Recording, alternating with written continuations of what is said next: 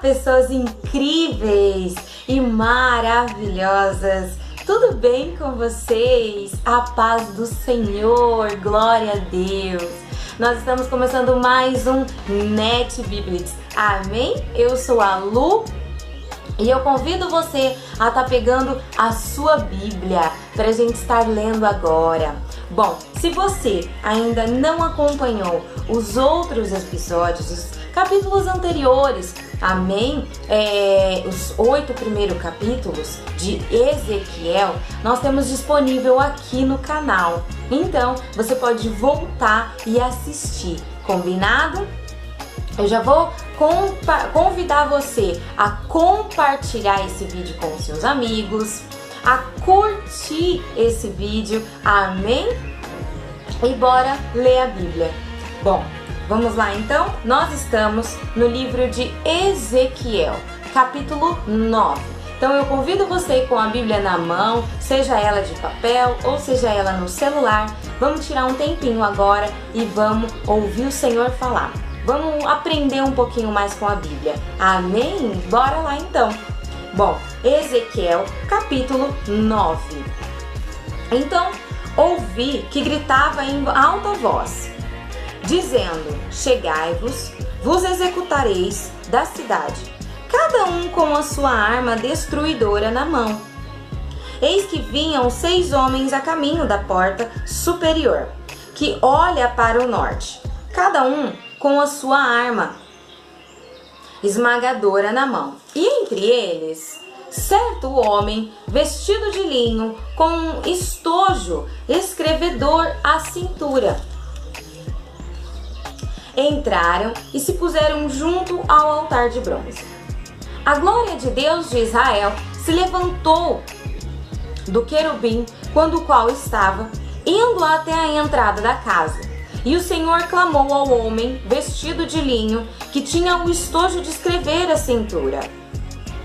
E lhe disse: passa pelo meio da cidade, pelo meio de Jerusalém, e marca com um sinal a testa dos homens que suspiram e gemem por causa de todas as abominações que se cometem no meio dela.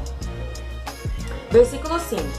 Aos outros disse: ouvindo eu, passai pela cidade após eles, e sem que os vossos olhos poupem, e sem que vós compadeçais, matai.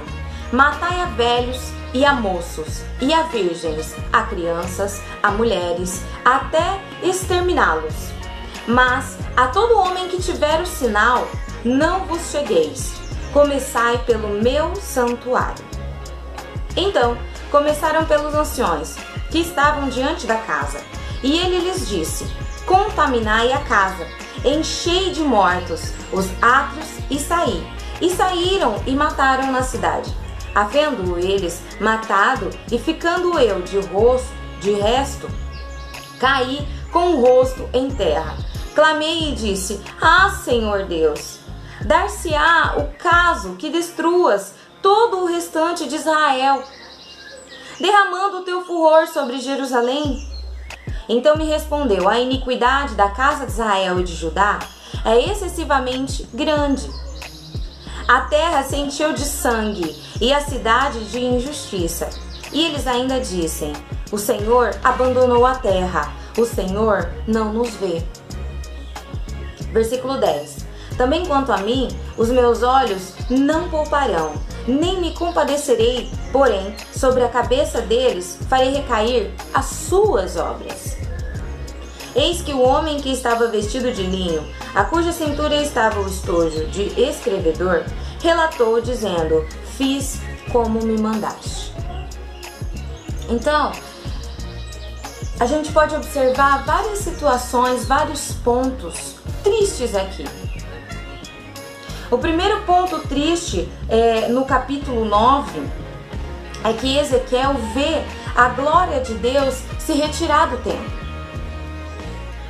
A glória de Deus manifesta num querubim, se retirou do templo. E aí o que acontece, gente? Não tem como a gente fazer a obra de Deus sem Deus. as igrejas, os templos, hoje levantados, e naquela época também, foram levantados para que se fosse ensinado o Evangelho de Deus. Hoje em dia tem muitas igrejas que a gente pode encontrar, que tem aí um monte de situações, né, constrangedoras, mas a grande parte das igrejas, elas têm seriedade sim, e elas pregam o Evangelho. E um dos pontos da igreja, uma das responsabilidades da igreja é pregar o Evangelho, é adorar apenas ao Deus Criador, apenas ao Deus que enviou um Salvador. Essa é a função da igreja. Auxiliar os pobres e doentes. Mais uma função da igreja. Mas naquela época, o que entristeceu ao Senhor era que a única função da igreja era adorar a outros deuses que nem existiam. Os homens estavam se rendendo à idolatria, adorando a outros deuses, a outros santos, e se rendendo automaticamente à maldade. Então, se a glória de Deus havia saído do templo, como seria feita a vontade de Deus, se Deus não estava mais ali? Deus é o nosso bem maior. É dele que vem a nossa provisão. É dele que vem a nossa ajuda. É dele que vem a nossa redenção. Deus é o nosso bem maior.